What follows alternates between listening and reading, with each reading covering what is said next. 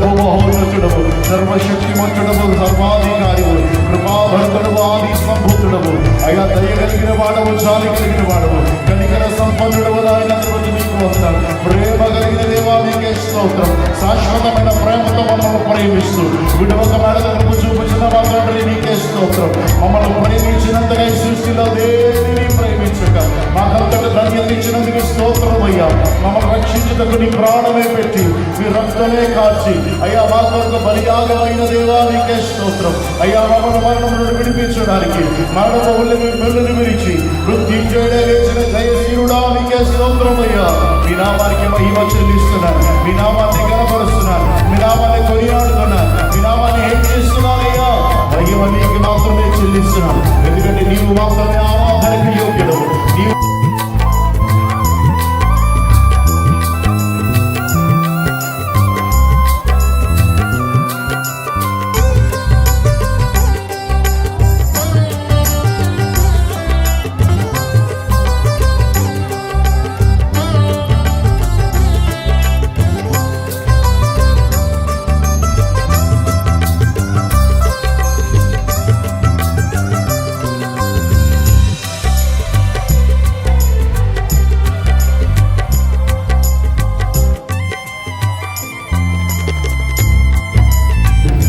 తండ్రి గారు ఇలా రాబర్ట్ గారు కూడా మన అందరికి వచ్చారు. ఒకసారి ఆశా చౌదరి వాళ్ళ మాస్టర్ గారు ఆత్మీయ తండ్రి.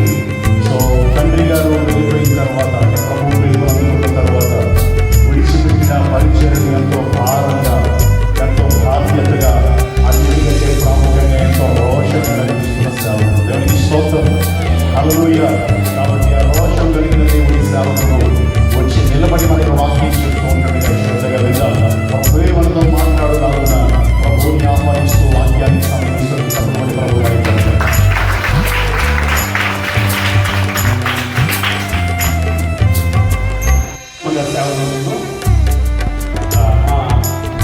ఈశ్వర్ ప్రసాద్ ఆశలు వివాహం ఒక విషయాన్ని నేను గ్రహించాను.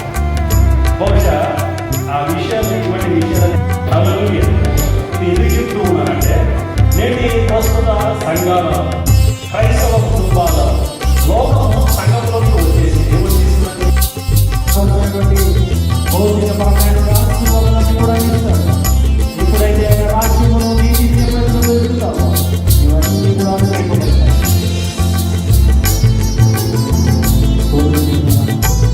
దేవుడి సరిగా అనేక మార్లు తీసుకొచ్చి మనం చేస్తూ ఇంకొన్ని నీ రకంగా జీవితం కొంత నీకు ప్రయాసపడతాను ప్రభావం. ఇంకో వాక్యం నాతో మాట్లాడు, చూడగా స్పష్టంగా మాట్లాడు. ఒక్కసారి ఇది అనేక మంది ఎవరైనా జీవితాలు నాశనం అయిపోతూ ఒకరి దగ్గర మాట్లాడుతూ ఉంటాయి. ఇంకా దేవుడు ఎవరు చూడట్లేదు కదా.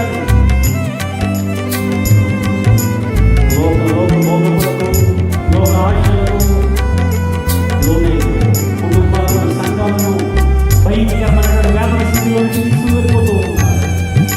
అటువంటి గుంపులలో ఉన్నవా? అటువంటి స్థితిలో ఉన్నవా?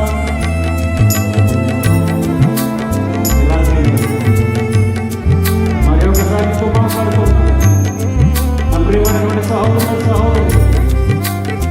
నా ప్రియమైనటువంటి తల్లి,